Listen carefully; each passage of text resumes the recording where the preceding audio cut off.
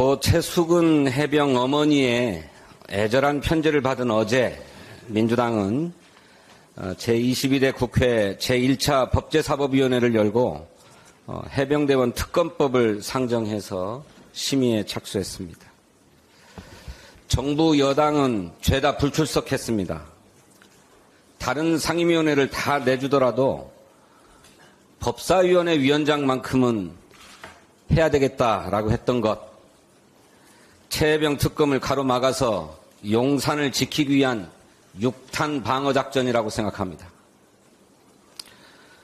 오는 7월 19일은 최수근 해병이 순직한 지 1년이 됩니다. 더 이상 지체할 시간이 없습니다. 민주당은 좌고우면하지 않겠습니다. 7월 19일이 오기 전에 해병대원 특검법을 반드시 처리하겠습니다. 국민의힘에 다시 한번 촉구합니다. 최수근 해병의 어머니 편지에 국민의힘 추경호 원내대표가 답신을 했습니다.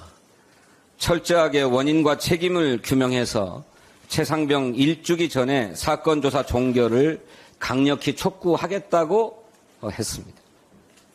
철저한 원인과 책임 규명의 시작은 해병대원 특검 도입입니다. 국민의힘이 진심으로 어머니의 피 맺힌 절규와 국민의 간절한 뜻을 받든다면 특검법 처리부터 동참할 것을 촉구합니다. 윤석열 정부의 안보 무능으로 우리 한반도에서 일촉즉발의 전쟁 위기가 고조되고 있습니다. 이 때문에 접경 지역의 주민들의 일상이 무너지고 있습니다. 철원의 대표적 관광 상품인 DMZ 안보 견학과 DMZ 생태평화공원의 예약 일정이 줄줄이 취소되고 있습니다. 대표적인 관광지인 고석정의 주차장은 직원들의 차량을 제외하고는 텅 비어 있다고 합니다. 꽃밭을 가득 메웠던 관광객도 사라지고 평일에도 이어지던 발길이 뚝 끊어졌습니다. 민통선 안에 거주하는 농민들의 시름도 큽니다. 언제 군사충돌이 일어날지 모르니까 군이 민통선의 출입을 통제했습니다. 농민들은 이러다가 농사를 망치지 않을까 걱정입니다.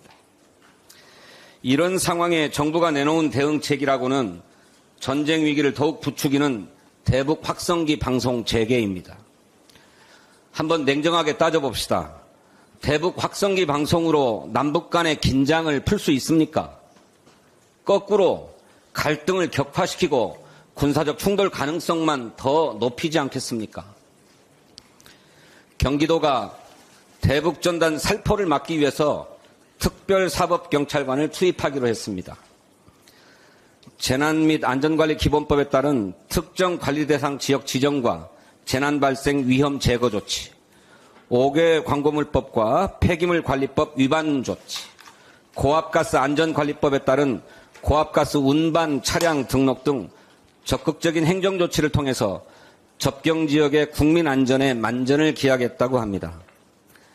2020년 당시 경기도지사였던 이재명 대표도 이와 같은 조치를 취한 바 있습니다. 평화 지키기, 주민 지키기에 나선 김동연 경기도지사의 결단을 높이 평가합니다. 윤석열 정부도 더 이상의 사태 악화를 방지하기 위해서 적극 협조해야 할 것입니다.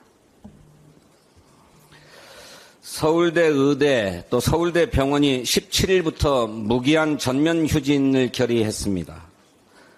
의협은 18일부터 집단 휴진을 예고했습니다. 서울대에 이어서 세브란스, 삼성서울, 아산병원 등 빅 5병원이 휴진 대열에 동참을 결의하면서 대형 병원을 중심으로 전면 휴진이 확산될 조짐까지 보이고 있습니다. 이에 더해서 의협은 집단 휴진 이후 대정부 투쟁의 강도를 높이겠다고 선언하고 있습니다.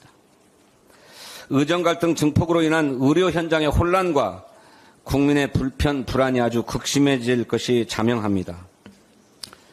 이렇게 의정 갈등이 넉 달째 계속되는 사이에 피해는 국민이 입고 있습니다.